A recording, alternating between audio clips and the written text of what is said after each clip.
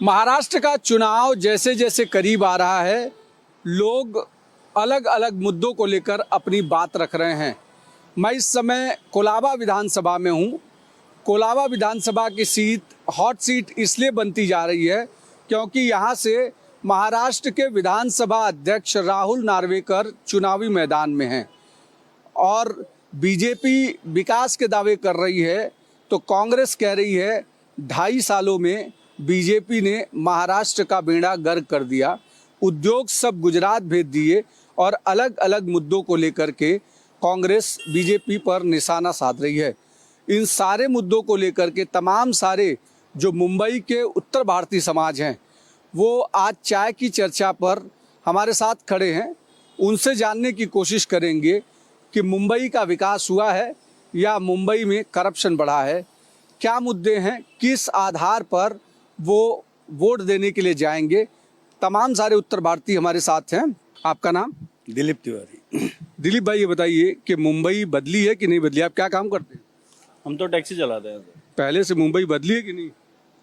काफ़ी कुछ बदला हुआ है, बहुत सारा कुछ बदला हुआ है। आज जिस प्रकार से देखा जाए तो मोदी जी के नेतृत्व में काफ़ी सारे काम हुए हैं, जैसे अटल सेतु का काम हुआ है, सी लिंक का काम हुआ है, टनल का काम हुआ है, कोस्टल रोड का काम हुआ। जितनी ट्रैफिक बढ़ा है कि घटा है? ट्रैफिक तो बहुत ही कम हो गया है। जिस प्रकार से ट्रैफिक काफ़ी पहले तेजी से बढ़ रहा था, मगर अब तो ट्रैफिक के हिसाब से ट्रैफिक बहुत ही कम है।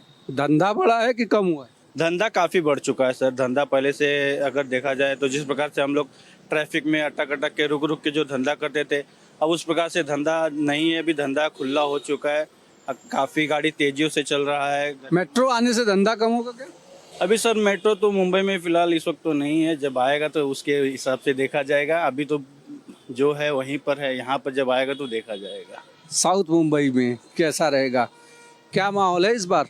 अगर इस चुनाव को हम देखें तो इस चुनाव को 2 भागों में बांटा जा सकता है। एक भाग वो है जो महायुति के 2.5 साल थे और एक भाग महाआघाड़ी के 2.5 साल। मुंबई आर्थिक राजधानी है और जब उनका शासन था उबाटा का, महायुति का, तब महायुति नहीं, महाविकास आघाड़ी का, तब मुंबई में केवल वसूली का व्यवस्था हो गई थी। सरकार के लोग वसूली में थे। पहली बार ऐसा हुआ था कि उत्तर भारतीयों को वसूली से क्या लेना देना? उत्तर भारतीयों का समाज जो है वो काम धंधे में विश्वास रखता है, क्या उससे आप लोगों को भी दिक्कतें आई थी क्या? बिल्कुल, अगर व्यवसाय प्रभावित होता है तो वो ऊपर से लेकर के नीचे तक प्रभावित होता है, क्योंकि हम तो उसी की एक कड़ी हैं। मैं मानता हूं कि हम उद्योगपति उतने बड़े नहीं हैं, लेकिन नीचे तक उसका प्रभाव तो पड़ता ही है। समाज में एक डर की भावना पैदा होती है और वो थी। 2.5 साल कोरोना के समय में लोग कहते हैं कि उस समय में कोरोना में महाराष्ट्र ने अच्छा काम किया। उद्धव ठाकरे कहते हैं हमने हर व्यक्ति तक इलाज करने की कोशिश की। ये बात सही है कि नहीं? बिल्कुल नहीं। उस समय सेंटरों पर अगर एनजीओ नहीं होते, सरकार ने, केंद्र की सरकार ने अगर हॉस्पिटलों को डायरेक्ट जिम्मेदारी नहीं दी होती तो मुंबई कर मर जाती। अब बदलाव देख रहे हैं क्या मुंबई में? बिल्कुल, आप देखिए, पहली बार ऐसा मैंने देखा है कि इस 2.5 साल के अंदर ये सरकार बड़े प्रोजेक्ट से लेकर के मुंबई के सौंदर्यीकरण तक, फुटपाथों का, इलेक्ट्रिक का, ये पहली बार मुंबई कर देख रहा है। उत्तर भारतीय किस मुद्दे को लेकर वोट करने के लिए जाएगा इस बार? उत्तर भारतीयों को तो बीजेपी ने भी बहुत कुछ नहीं दिया, कांग्रेस ने भी बहुत कुछ नहीं दिया, ठीक है ना?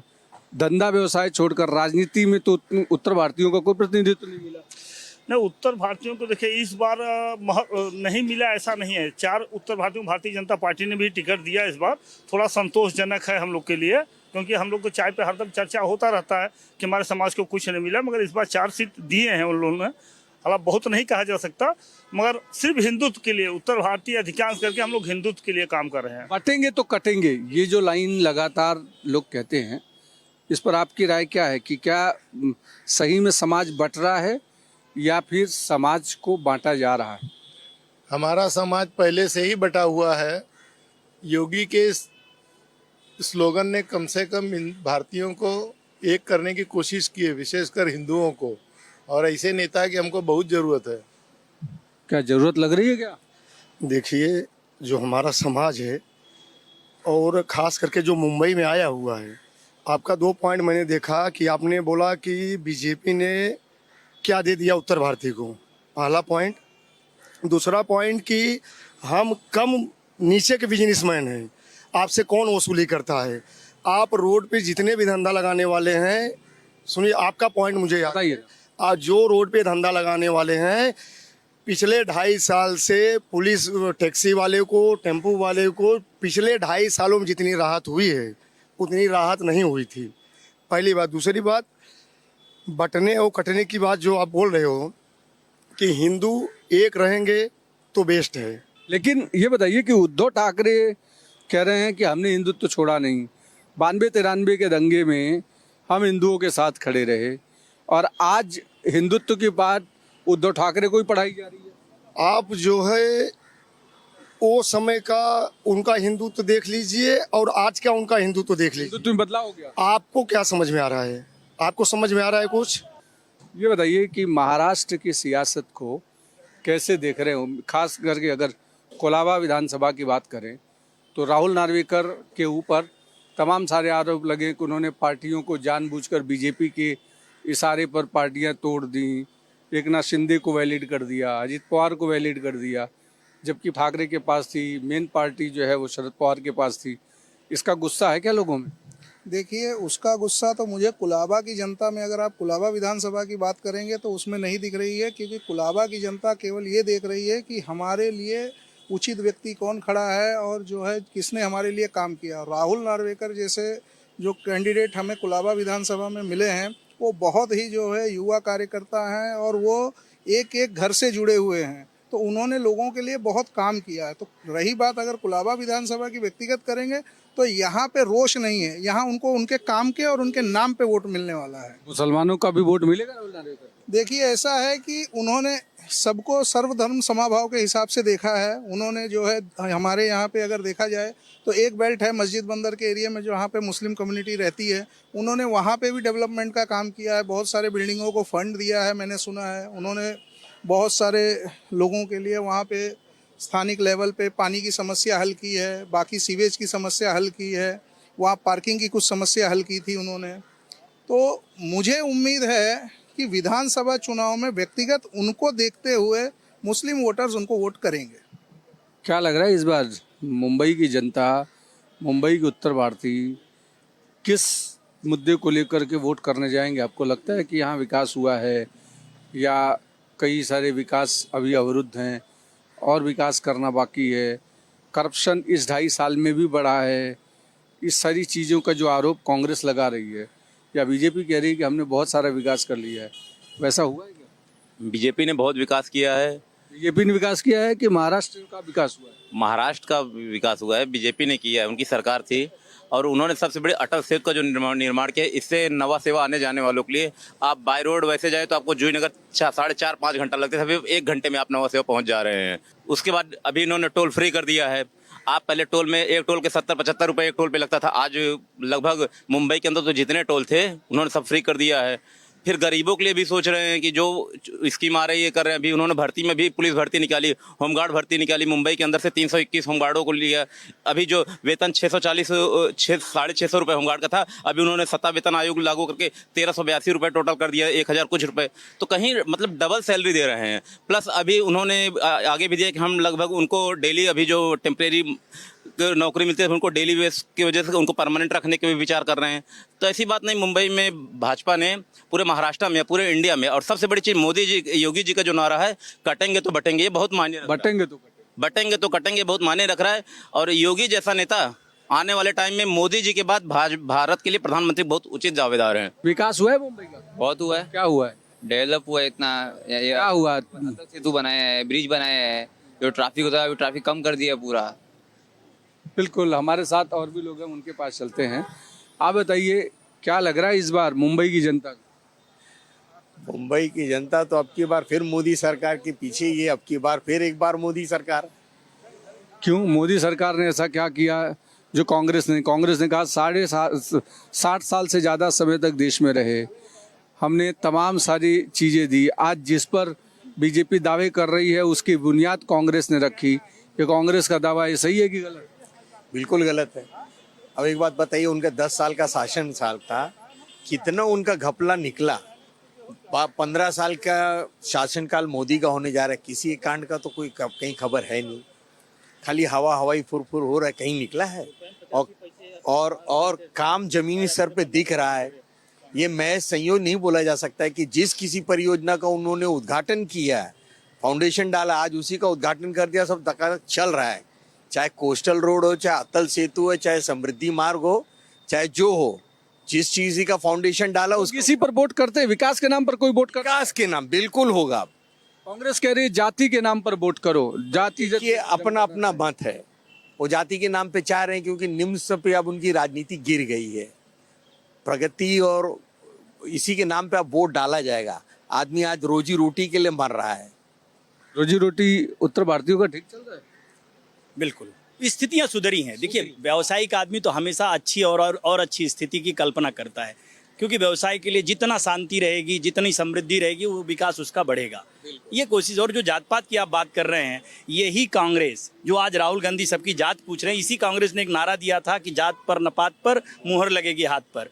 आज वो दोगलापन आ गया इनके अंदर। अब ये कह रहे हैं जात बताओ, परसेंटेज क्या करेंगे जात लेकर के। और अपनी जब जात उनसे कोई पूछ देता है तो वो विषय बना देते हैं पूरी दुनिया, कैसे हमारी जात पूछ। लोगों की जात तो कांग्रेस पता लगा रही है, लेकिन जब राहुल गांधी से पूछा जाता है ठीक है भैया जात बताओ, ये क्या मुद्दा है क्या? मतलब चुनाव में वोटिंग करते समय लोग इसका ध्यान में रखते हैं क्या? नहीं, देखिए, पहले जो चलता था वही लेके भी सोच। पहले इनका क्या नारा था, जात पे ना बात पे मुहर लगेगी हाथ पे। लेकिन अब ये पुराना मुद्दा लेके फिर चलने लगे हैं कि लोग सोच रहे हैं कि अभी हिंदुत्व के लिए लोग वोट करने के लिए, तब ये जातिवाद में लड़ा करके फिर से अपना उल्लू सीधा करना चाहते हैं राहुल गांधी। लगता है कि कांग्रेस ट्रेंड सेट कर रही है कि अगर हिंदू मुस्लिम हुआ तो बीजेपी को फायदा होते आ रहा है, अगर जाति को लेकर के वो हुआ तो बीजेपी को नुकसान होगा और कांग्रेस को फायदा। क्या मुंबई की जनता या उत्तर भारतीय इसको सोचते हैं क्या? नहीं, ऐसा कुछ नहीं है।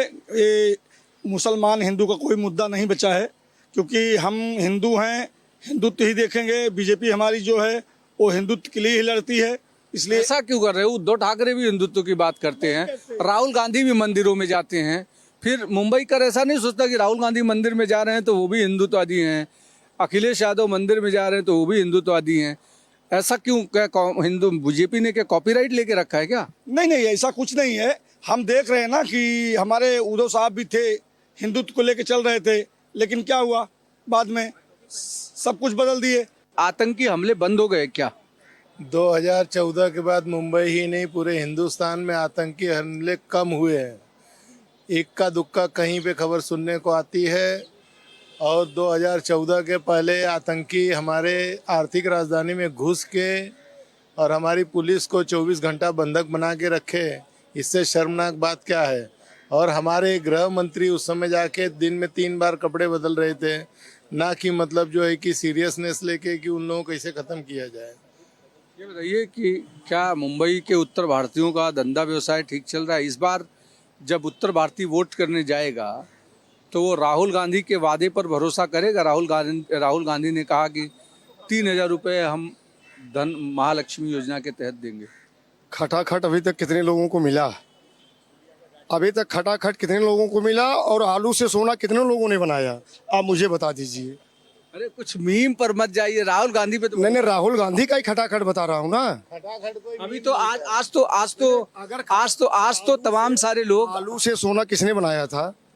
आज जो है 3 मुख्यमंत्री आकर के उस समय उन लोगों ने बना लिया होगा जिन्होंने उनको वोट दिया है, तो आज भी 3,000 के लालच में बना लेंगे। अगर आलू से सोना नहीं बना रहेगा तो 3,000 के चक्कर में नहीं पड़ेंगे, विकास पे काम करेंगे, विकास को वोट देंगे। अरे तीन मुख्यमंत्री मुंबई में प्रेस कॉन्फ्रेंस करते हैं कांग्रेस के और कहते हैं कि हमारे यहाँ 1,500 रुपया हम दे रहे हैं। रेवंत रेड्डी कहते हैं 2,000 रुपया दे रहे हैं। फिर कर्नाटका कहती है हम पैसे दे रहे हैं। तो कह रहे हैं कि राहुल गांधी ने जो गारंटी दी थी उस पर काम हो रहा है। उस गारंटी पर मुंबई करो को भरोसा है क्या? अच्छा, आप ये बताइए कि 2014 के बाद मुख्यमंत्री कौन था उसके पहले? उस समय कांग्रेस सोई हुई थी कि उस समय कांग्रेस के पास नेता नहीं थे। ये सब बीजेपी का ही एजेंडा लेके, उनके एजेंडा लेके उनके ऊपर ही वार कर रहे हैं। वो कर रहे हैं तो हम कर देंगे। तो इससे अच्छा जो कर रहा है उसको ही करने दीजिए ना। क्या गारंटी है? इसके पहले तुमने नहीं किया तो क्या गारंटी है अभी करोगे? जो अभी कर रहा है उसको करने दीजिए। सुकून से चल रहे हैं तो चलने दीजिए। क्या जरूर? इसके पहले तो कभी तुमने दिया नहीं। तिजोरी खाली हो गई है, हो सकता है तिजोरी भरने के लिए सब लॉलीपॉप दे रहे होंगे। लॉलीपॉप तिजोरी भरने के लिए दे रहे हैं, ऐसा आरोप लगा रहे हैं हम। आप बताइए कि आप क्या धंधा व्यवसाय करते हैं? मेरा तो किताब का धंधा। किताब बिक रही है?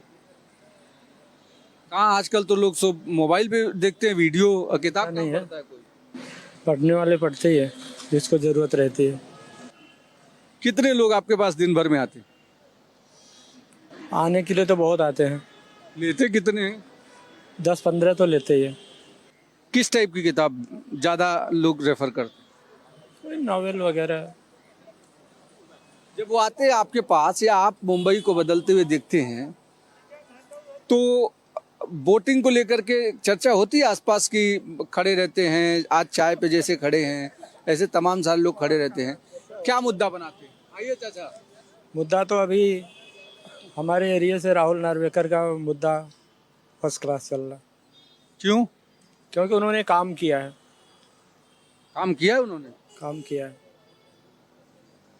कांग्रेस तो कह रही है कि राहुल नार्वेकर ने पार्टियां तोड़ दी, राहुल नार्वेकर ने गलत तरीके से दूसरे लोगों को वो कर दिया। आप कह रहे हैं राहुल नार्वेकर की चर्चा चल रही है। ये तो बोलने के लिए कुछ भी लोग बोलते हैं, विपक्ष है, बोलने के लिए कुछ भी बोल सकता है। विपक्ष बोल रहा है क्या? चाचा इधर आइए, कहाँ रहते हैं आप? तो गोरेगांव रहते। ये बताओ इस बार क्या लग रहा है? इस बार महाविकास आघाड़ी का माहौल है। क्यों? उनका लॉकडाउन में काम अच्छा था उद्धव ठाकरे जी का। ये भी तो बहुत करप्शन किया। जी बरोबर है, करप्शन वाले को साथ में रखा है। कौन? अभी तो आपको भी तो मालूम है, अभी कोई नाम बताना जरूरी है क्या? अरे ये 2.5 साल तो एकनाथ शिंदे कहते हैं कि हमने लोगों के लिए दरवाजे खोल दिए, मुख्यमंत्री कार्यालय खुल गया, वर्षा कभी खुलता नहीं था, खुल गया। इस पर लोग वोट नहीं करेंगे? नहीं करेंगे। कुछ भी काम नहीं किया उन्होंने। क्या काम किया वो तो बताइए। वो कह रहे हैं मेट्रो हमने बनवाई, कोस्टल रोड हमने बनवाई। ये तो कांग्रेस का राज से चालू है, ये तो कांग्रेस का राज से काम चालू है। इस बार आपको क्या लगता है कौन रहेगा मुंबई में? लड़ाई में सबसे ज्यादा कौन है? लड़ा में महाविकास आघाड़ी के उम्मीदवार लोग आएंगे, जैसे ज्यादा करके उद्धव ठाकरे ग्रुप के, कि लॉकडाउन में उनका काम था। लॉकडाउन में काम दिखा क्या उद्धव ठाकरे का? काम दिखा तो नहीं, जमीनी स्तर पे तो नहीं दिखा। अब उनको अगर ऐसे क्रेडिट लेना है तो ये बताया जाए कि उत्तर भारतीयों को तो 30-35 लाख का तो पलायन हो गया था महीने भर में। मुंबई शहर में बचा क्या आबादी, और उसके ऊपर इतना कांड हुआ, तो हमको तो नहीं लग रहा है कुछ किसी को व्यक्तिगत इसमें हुआ होगा। हमारे साथ और भी लोग हैं, हम उनके पास चलेंगे, जानेंगे कि क्या लग रहा है आपको इस बार मुंबई में लॉकडाउन में उद्धव ठाकरे ने इतने लोगों को वैक्सीन दी, इतने सेंटर्स चलाए। सरकार लगातार कह रही है कि उद्धव ठाकरे के समय करप्शन हुआ। उद्धव ठाकरे कहते हैं हमने मुंबई को अपने परिवार की तरह पाला, मेरा कुटुंब मेरी जवाबदारी, ये नारा दिया। ये सही में उस समय में हुआ था क्या? वो उनके लिए बिल्कुल सही है, क्योंकि मेरा कुटुंब नहीं, घर से ही उन्होंने जो कुछ भी किया था तो घर ही उनका कुटुंब था और वही महाराष्ट्र प्रदेश था। पूरे कोरोना काल में वो घर से बाहर भी नहीं निकले थे, ये सच्चाई है।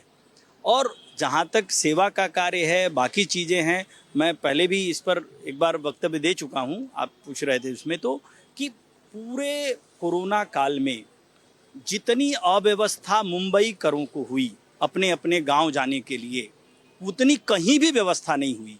यहाँ तक कि महाराष्ट्र से निकलने के बाद मध्य प्रदेश की सरकार ने, उत्तर प्रदेश की सरकार ने अपने बॉर्डर पर बसें लगा करके लोगों को उनके घरों तक, उनके गंतव्य तक पहुँचाए। लेकिन महाराष्ट्र से लोग पैदल गए, तमाम लोग उस धूप में मरे, और तब ये सरकार कहीं नहीं थी। उत्तर भारतीयों को क्या लगता है, भगवान राम के मुद्दे को लेकर वोट करेंगे, विकास के नाम पे वोट करेंगे, या फिर इंफ्रास्ट्रक्चर जो अलग अलग तरीके के बने हैं उसको देखेंगे? देखिए 500 साल का मुद्दा था भगवान राम का, तो उत्तर भारतीय तो ये कभी नहीं भूलेगा। वो मुद्दा तो प्रथम है और एकदम रहेगा, वो तो है ही है। और विकास तो सभी चाहते हैं कि विकास, हम लोग आए हैं इतना 1800 किलोमीटर सिर्फ काम करने के लिए। कांग्रेस ने एक पत्र दिया और पत्र में कहा कि जो रामलीला हो रही थी उस रामलीला को एकनाथ शिंदे ने पहले ही बंद करा दिया, क्योंकि उनको वहाँ रैली करनी थी। भगवान राम से ये झूठा प्यार, झूठा दिखावा कैसे?